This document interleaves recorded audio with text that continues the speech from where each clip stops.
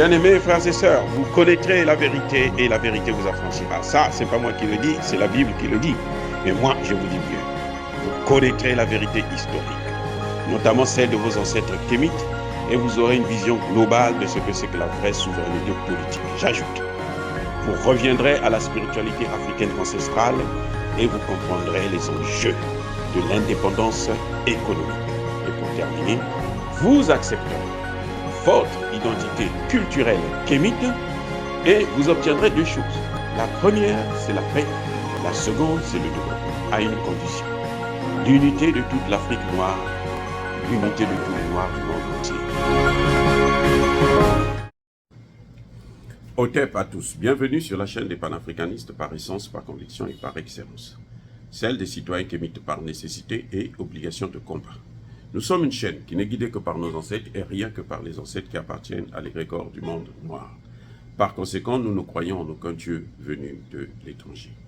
Toutefois, cette vidéo n'est aucunement destinée à inciter à la haine ou à la violence, car nous menons un combat qui est d'abord et avant tout spirituel, intellectuel et démocratique.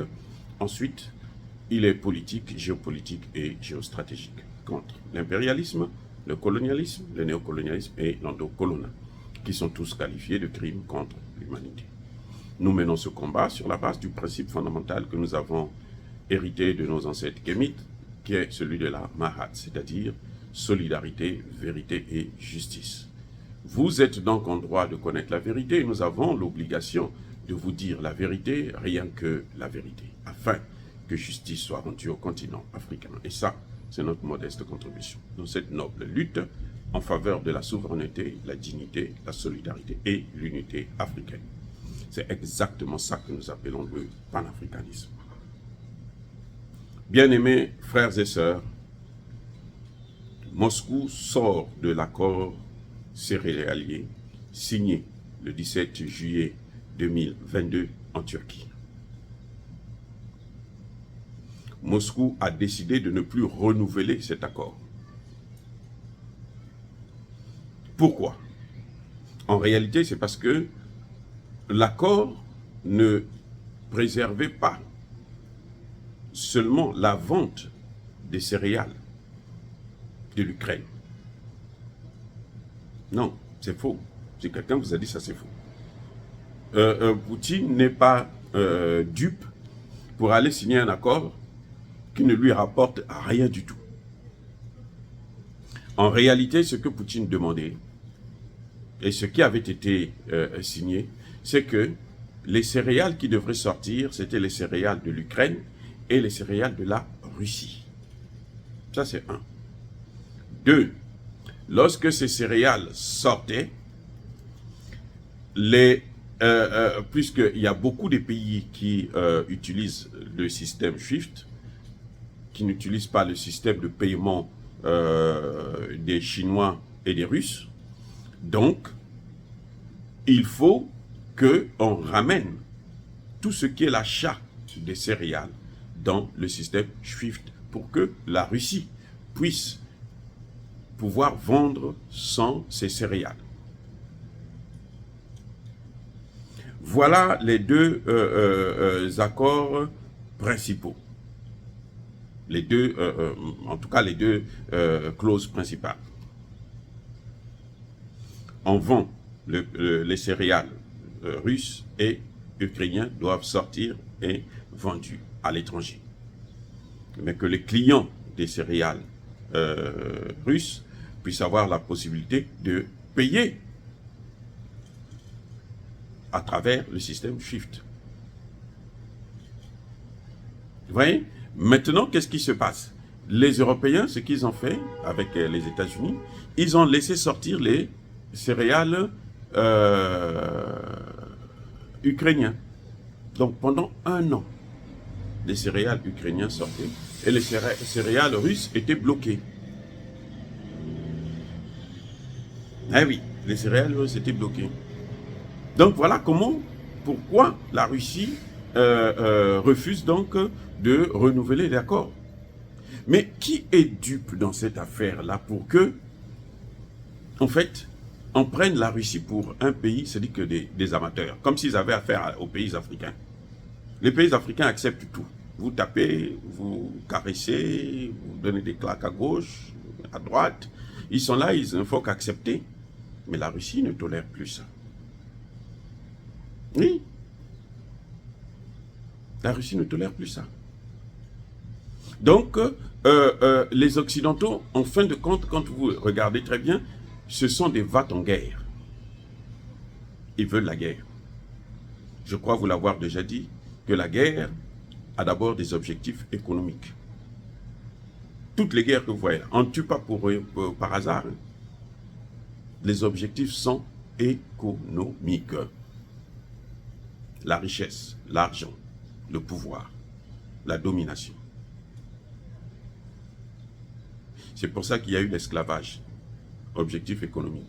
La colonisation, objectif économique. La guerre, objectif économique. Ils ne font pas la guerre parce qu'ils ont envie de faire la guerre. Parce qu'ils ont envie de massacrer les gens. Non, c'est vrai, ils veulent massacrer, mais les Noirs, pas les autres. Les Noirs, les gens qui doivent massacrer, c'est les Noirs. La guerre en Ukraine a été provoquée par les mêmes Occidentaux. Parce qu'ils avaient l'intention, ou ils ont l'intention, de morceler la Russie. Ils trouvent que c'est un pays qui est trop grand. C'est le plus grand pays au monde. Il est trop grand, il faut le couper en mini-morceaux. Afin qu'ils puissent le partager comme ils avaient partagé l'Afrique en 1885. Voilà l'objectif fondamental de la guerre en Ukraine. Et la promesse pour l'Ukraine, le cadeau de l'Ukraine, c'était de rentrer dans l'OTAN. Comme l'Ukraine n'a pas gagné la guerre, l'Ukraine n'arrive pas à gagner la guerre, même son offensive a échoué, on l'a sorti. On n'a pas reçu à l'OTAN. Voilà les vrais enjeux. Donc, on ne peut pas reprocher à la Russie de continuer à signer des accords dont elle ne tire aucun profit. Pourquoi voulez-vous que vous êtes en guerre avec quelqu'un? Vous voulez... Mais ce sont des menteurs, c'est-à-dire qu'ils sont comme ça tout le temps. Les accords de Minsk, signés en 2014. Angela Merkel l'a bien précisé.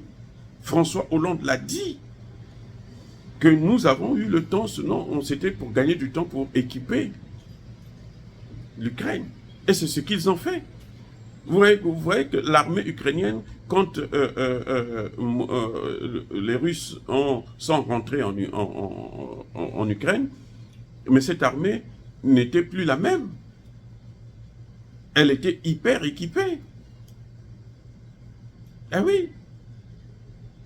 C'est pour ça d'ailleurs qu'ils continuent à l'équiper. Donc c'est une guerre qu'ils avaient préparée depuis 2014, depuis très longtemps d'ailleurs. Parce que l'élargissement de l'OTAN, ça devrait s'arrêter en Ukraine. Et la Russie est encerclée.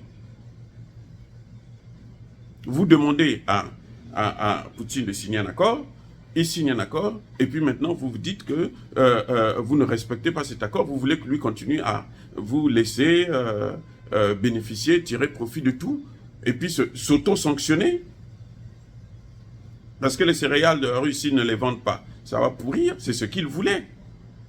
Et ils sont les premiers à crier. Voilà, les États disent que les États-Unis, eux, ils parlent d'un acte de cruauté. Pour la France, la Russie fait le chantage.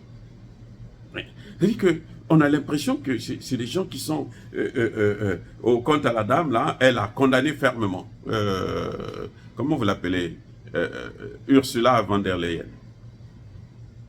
Elle condamne fermement. Vous avez d'autres pays qui critiquent, qui sont de la Grande-Bretagne qui est très déçue, ainsi de suite. Mais ça, c'est pas notre problème, c'est pas le problème de la Russie. C'est vous qui mettez la Russie dans une position où elle doit agir de la sorte. Cette guerre serait déjà arrêtée si ils avaient arrêté d'équiper l'Ukraine. Ils font que l'équiper, mais la guerre va continuer. Si vous équipez un pays, si vous équipez là, c'est pourquoi? C'est pour faire la guerre. À quoi ça sert de fabriquer des armes si vous n'avez pas envie de faire la guerre? L'Afrique n'a pas d'armes, n'a pas d'armée, ne fabrique pas des armes. Pourquoi? Parce que les Africains n'ont jamais eu l'intention d'aller faire des guerres ailleurs. Ils sont bien chez eux. C'est ça le problème. Ce n'est pas parce qu'on est faible ou parce que, bon, on reproche toujours à nos dirigeants cela, mais ça ne veut rien dire. On reproche à nos dirigeants parce que les autres sont en train de s'équiper et les autres ont l'intention de nous agresser. C'est pour ça qu'on parle d'équiper, d'avoir une armée solide en Afrique. S'il n'y avait pas cela, non, les Africains n'ont jamais pensé à fabriquer des armes, ainsi de suite. Donc voilà, la Russie est dans son droit de revendiquer le respect des accords qu'elle signe. Si on ne respecte pas ces accords, alors il faut s'attendre à ce que nous voyons aujourd'hui. Maintenant, on dit que le monde va mourir. L'Afrique ne mourra pas. Que les Africains sachent, oui, nous mangeons aussi les céréales, nous utilisons ça, nous mangeons du pain, ainsi de suite. Mais nous, on a la nourriture de substitution. Le pain, là, ce sont eux qui nous ont inventé ça, qui nous ont imposé ça d'ailleurs. Mais nous, on a notre nourriture à nous, ce qui d'ailleurs nous donne plus de force. C'est pour ça que nous sommes solides. Regardez, en Afrique, là, 60% des médicaments qui rentrent en Afrique sont des fakes, des faux médicaments, qui nous tuent d'ailleurs. 60%. Vous croyez que les gens résistent là à cause de quoi? C'est à cause de leurs médicaments, à cause de leurs céréales? Non. C'est l'alimentation africaine. Tant que vous resterez dans l'alimentation africaine, vous aurez moins de problèmes de santé. Voilà. Donc, les Américains et les Français n'ont pas le droit de se plaindre. Parce que ce sont eux qui cherchent, qui poussent la Russie à agir de la sorte. Et puis, condamner le monde entier. Dire cela, c'est inciter à la haine ou à la violence? Non. Encore une fois. Yaba colère, Yamalem. Soyez bénis, je persiste et je signe. Soyez abondamment bénis par le Dieu des Kémites et par nos ancêtres angélisés. Mais que tous ceux qui persécutent le continent africain le pillent et le déstabilisent. Qu'ils soient noirs, blancs, chinois, arabes, indiens, qui qu'ils soient maudits, punis, foudroyés, neutralisés, effacés, écrasés par ce Dieu des Kémites et par nos ancêtres angélisés. Vive l'Afrique éternelle. J'ai dit et j'assume.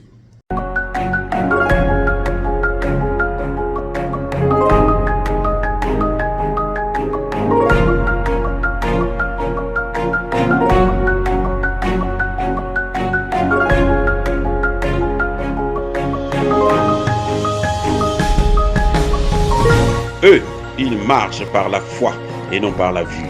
Mais moi, je vous conseille vivement de marcher par la connaissance scientifique et historique, notamment celle de nos ancêtres kémites, par les 5 sens et par l'intelligence. À vous, à Pierre.